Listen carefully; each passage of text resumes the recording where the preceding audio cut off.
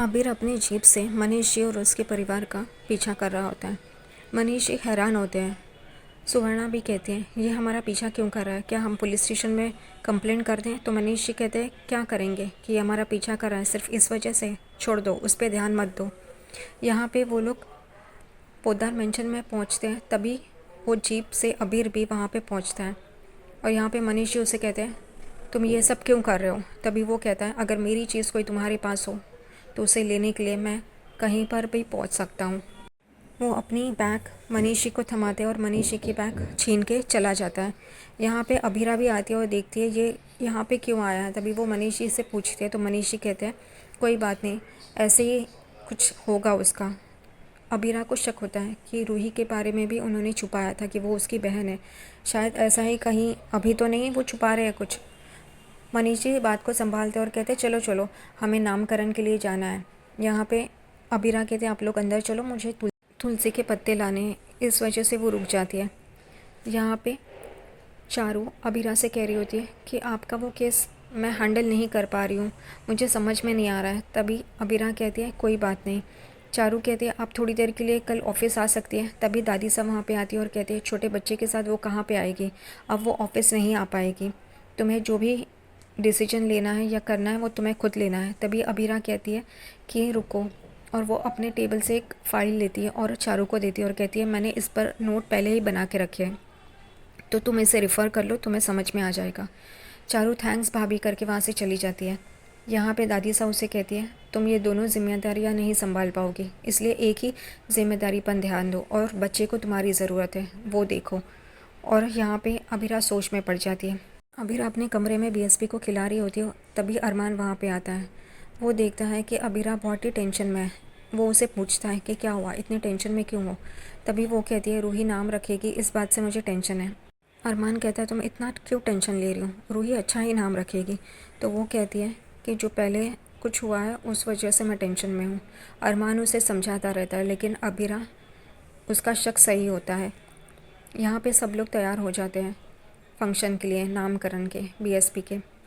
दादी सा पूजा करती है और फिर सब लोग नाम रखने के लिए नाच गाना शुरू कर देते हैं और एक एक नाम पूछते हैं, ये है क्या, वो है क्या, वो है क्या, सब गाने में।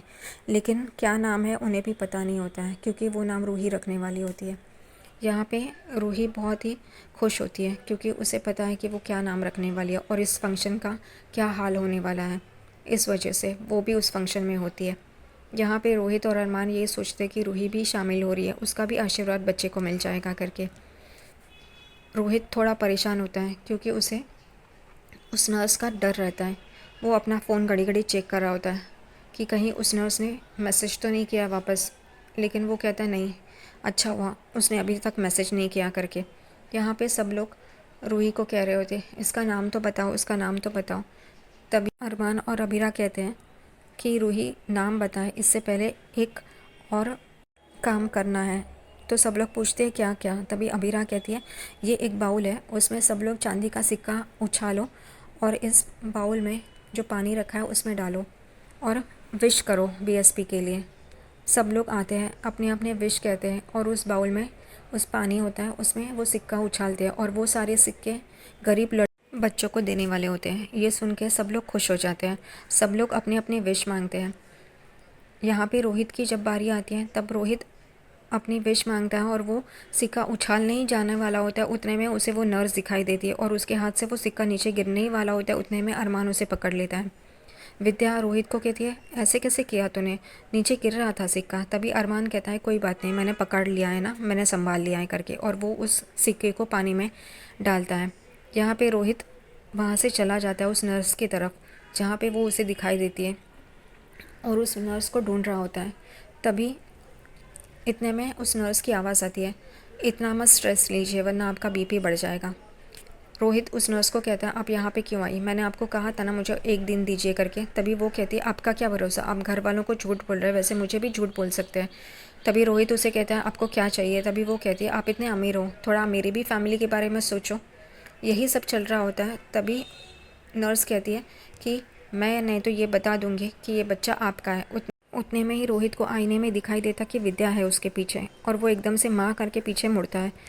वहाँ पे विद्या शक भरी नज़रों से रोहित के पास आती है और उसे कहती है, तू यहाँ पे क्यों खड़ा है?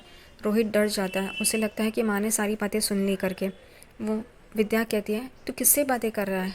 रोहित एकदम से खुश हो जाता है कि माँ ने कोई बात सुनी नहीं। वो यहाँ वहाँ देखता है नर्स को, लेकिन नर्स वहाँ पे नहीं रहती है, वो गायब हो जाती है। विद्या कहती है, चलो। रूही नाम बताने वाली है, तभी मनीष जी का आवाज़ सबको सुनाई देती है कि रूही अब तो नाम बताओ, बहुत हो गया करके। विद्या रोहित को लेके वहाँ से चली जाती है फंक्शन में। यहाँ पे रूही कहती है, अब दिल थाम के बैठो, यहाँ पे आओ। अरमान और रूही उनको एक जगह पे लाती है और कहती है, ये रस्सी ही लाओ। तभी वो सारे बलून्स नीचे आएंगे और उस बलून्स पे नाम लिखा हुआ है इस बेबी का। रूही बहुत खुश होती है कि अब उसका बदला पूरा हो जाएगा करके। अरमान और अभीरा उस जगह पे आते हैं और अभीरा थोड़ी टेंशन में रहती है। वो लोग उस डोरी को हिलाते हैं और वहाँ से नीचे बलून्स आते हैं और सब लोग बलून्स कैच करते हैं और नाम देखते हैं और हैरान हो जाते हैं। रूही को बड़ा मज़ा आता है ये देख के, लेकिन फिर वो अभीरा को देखती है। अभीरा उस बलून को देखती है और फिर रूही को देखती है और स्माइल करती है। रूही अभीरा का ये एक्सप्रेशन देख के चौंक जाती है। तभी सभी लोग हंसते हैं और कहते हैं, दक्ष, ये नाम तो बड़ा प्यारा है, बहुत अच्छा नाम है ये, दक्ष करके। और सब लोग हंस रहे थे और रूही सबको देख के हैरान हो जाती है कि नाम कैसे चेंज हो गया, उसने तो अशुभ नाम लिखा था, ये दक्ष कैसे चेंज हो गया। ये सब अभीरा ने किया है।